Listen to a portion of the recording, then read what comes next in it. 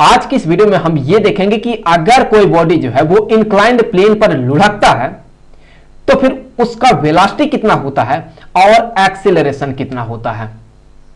तो मान लें कि यहां पर ये एक इंक्लाइंड प्लेन है कुछ इस तरह का, और ये जो है ये इंक्लाइंड प्लेन ये हॉरिजॉन्टल के साथ यहां पर देखें तो ये थीटा एंगल बना रहा है, और यहां पर देखें तो ये एक जो है सर्कुलर सिमेट्री बॉडी रखा हुआ है। आप इसे जो है डिस्क मान सकते हैं या सिलेंडर या स्फीयर, कुछ भी आप इस तरह का कंसीडर कर सकते हैं।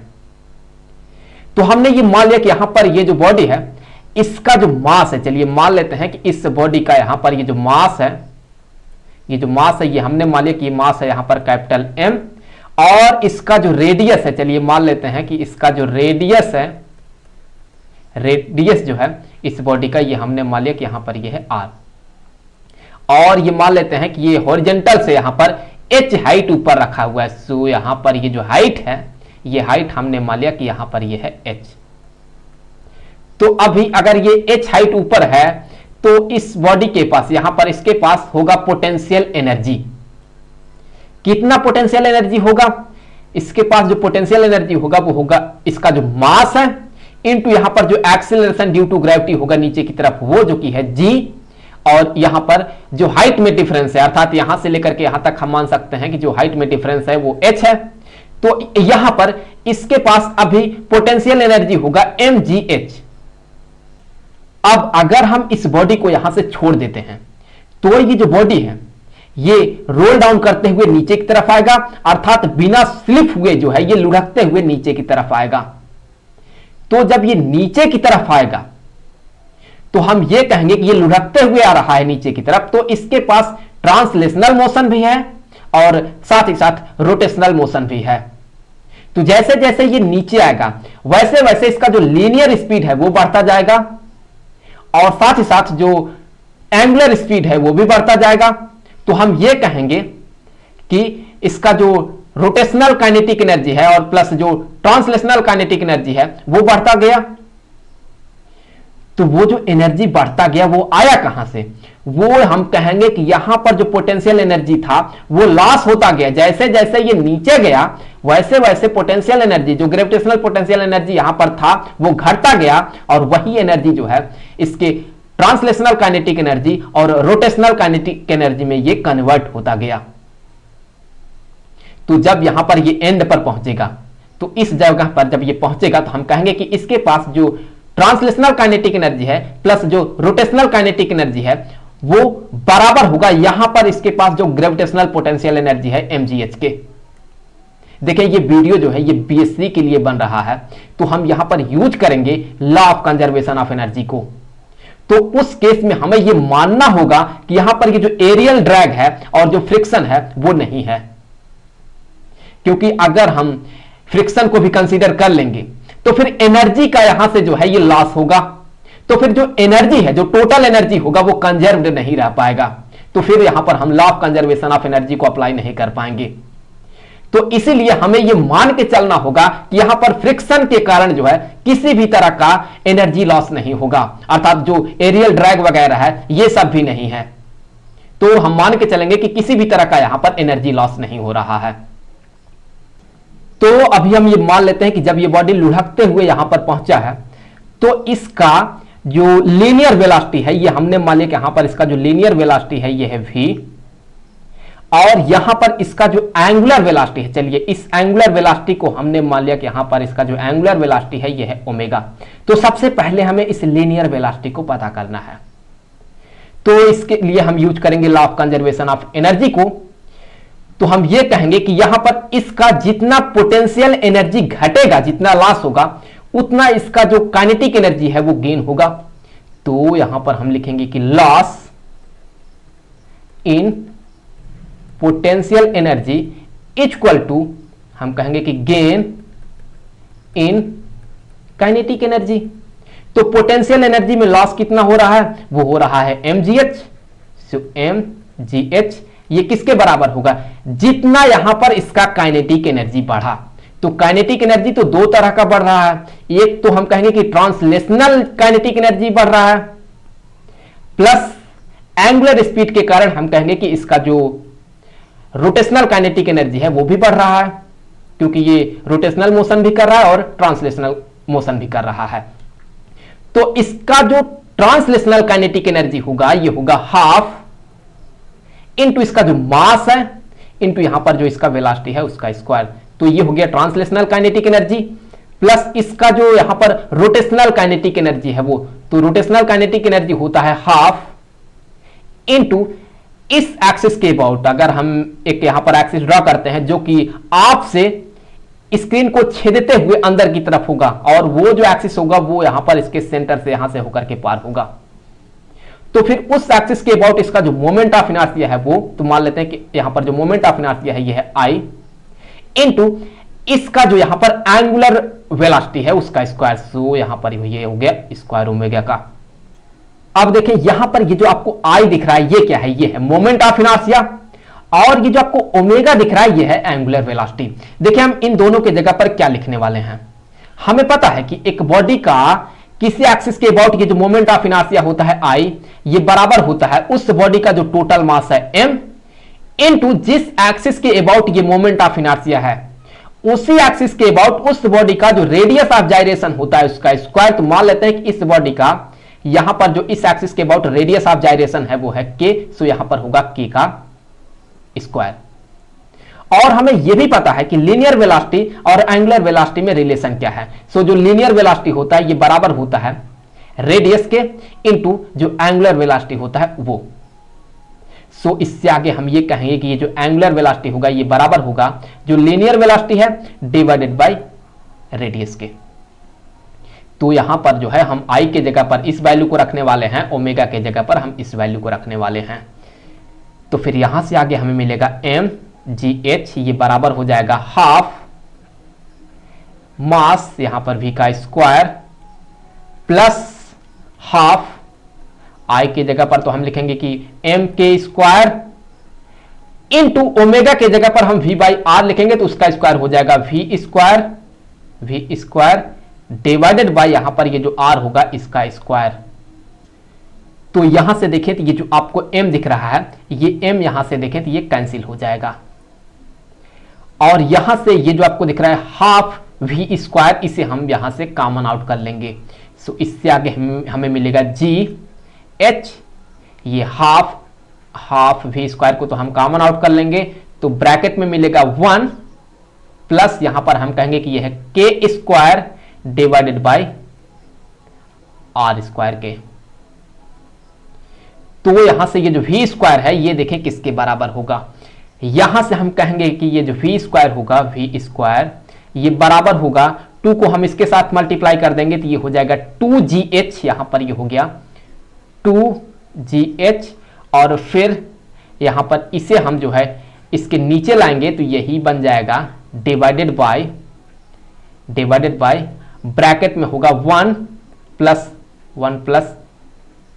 k square divided bye r square के। तो अगर हम इसी का स्क्वायर रूट लेते हैं तो यहां से ये स्क्वायर हट जाएगा और फिर यही बन जाएगा स्क्वायर रूट में। सो यहां पर ये हो गया स्क्वायर रूट में। तो ये तो हो गया यहां पर इस बॉडी का लीनियर वेलोसिटी। यहां से ये क्लियर है कि ये जो लीनियर वेलोसिटी है ये थीटा पर डिपेंड नहीं करता है, अर्थात जो इसका इंक्लाइनेशन है उस पर डिपेंड नहीं करता है, ये सिर्फ इसके हाइट पर डिपेंड करता है।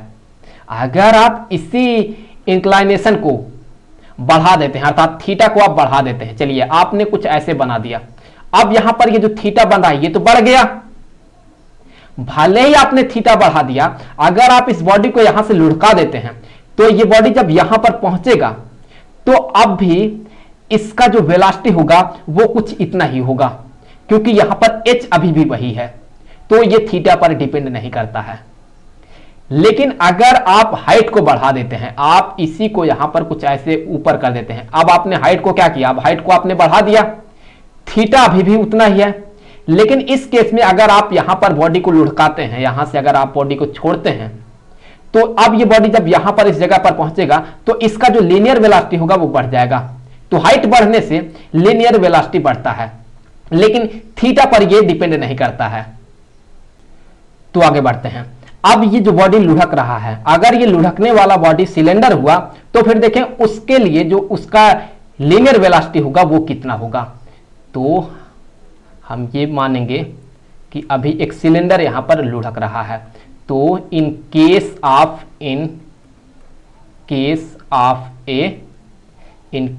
ऑफ ए सिलेंडर, सो यहां पर हम मान रहे हैं कि यह है सिलेंडर। तो अगर ये एक ऐसा सिलेंडर हो, मान ले कि यहां पर ये एक कुछ इस तरह का सिलेंडर है और यहां पर ये अगर एक्सिस हो कुछ ऐसे, ये अगर एक्सिस रहे जिसे कि हम एक्सिस ऑफ सिमेट्री कहते हैं, तो फिर इस एक्सिस के अबाउट इसका जो मोमेंट ऑफ इनर्शिया होता है इस सिलेंडर का, वो देखिए किसके बराबर होता है। ये जो मोमेंट ऑफ इनर्शिया होता है आई, ये बराबर होता है सिलेंडर का जो मास होता है वो इनटू उसका जो रेडियस होता है उसका स्क्वायर डिवाइडेड बाय 2k। ये तो हो गया एक सिलेंडर का मोमेंट ऑफ इनर्शिया। और हमें पता है कि जो मोमेंट ऑफ इनर्शिया होता है ये बराबर होता है उस बॉडी का जो मास है इनटू उस बॉडी का जिस एक्सिस के अबाउट ये मोमेंट ऑफ इनर्शिया है उसी एक्सिस के अबाउट जो उसका रेडियस ऑफ जाइरेशन होता है k का स्क्वायर इनटू यहां पर हम कहेंगे कि होता है m r square divided bye 2k। सो यहां पर ये जो आपको m दिख रहा है हम इस m को यहां पर कैंसिल कर सकते हैं। तो फिर यहां से हम ये कह सकते हैं कि k square by r square equal to यहां पर ये होगा 1/2k। अब यहां पर ये देखें k square by r square ये किसके बराबर है, ये है 1/2k। तो अगर हम इस जगह पर 1/2 रख दें तो फिर हमें इस सिलेंडर का ये जो लीनियर वेलोसिटी है ये पता चल जाएगा। तो यहां पर हमें करना ये है कि हमें यहां पर वैल्यू को सब्स्टिट्यूट करना होगा। तो फिर यहां से हम ये कहेंगे कि जो लीनियर वेलोसिटी होगा सिलेंडर का ये बराबर होगा square root of 2gh divided by 1 plus 1/2k। So अगर आप इसे सॉल्व करेंगे तो आप ये पाएंगे कि ये बराबर होगा, ये जो लीनियर वेलोसिटी होगा सिलेंडर का ये बराबर होगा स्क्वायर रूट ऑफ, यहां पर ये बराबर हो जाएगा 4 डिवाइडेड बाय 3 इंटू GHK। तो यहां पर ये हो गया एक सिलेंडर का जो लीनियर वेलोसिटी होता है वो जब सिलेंडर लुढ़क रहा होता है तब उसका जो लीनियर वेलोसिटी होता है वो कुछ इतना होता है। अब यहां से हम ये जो बॉडी लुढ़क रहा है इसके एक्सीलरेशन को पता करना चाहते हैं। तो यहां पर हम ये मान लेते हैं कि जब ये बॉडी यहां पर लुढ़कता है तो इसका जो एक्सीलरेशन होता है ये मान लेते हैं कि यह है a। सो इसी को हमें पता करना है। तो इसके लिए हमने ये मान लिया कि जब ये बॉडी जो है, जब ये बॉडी यहां से लुढ़कते हुए यहां तक पहुंचता है तो ये जो डिस्टेंस को कवर करता है, यहां पर जो यहां से लेकर के यहां तक का ये जो डिस्टेंस है इस डिस्टेंस को हमने मान लिया कि ये है s। तो अब यहां से ये जो s है इसे हम बता सकते हैं। तो उसके लिए अगर आप इस ट्रायंगल को देखें तो ये एक राइट ट्रायंगल है क्योंकि यहां पर देखें तो ये 90 डिग्री बन रहा है।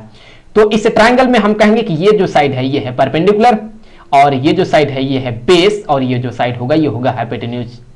तो यहां से हम ये कह सकते हैं कि जो साइन ऑफ थीटा होगा, यहां पर ये जो साइन ऑफ थीटा होगा ये बराबर होगा यहां पर जो परपेंडिकुलर है h डिवाइडेड बाय यहां पर ये जो हाइपोटेन्यूज है वो जो कि है यहां पर s। क्यों?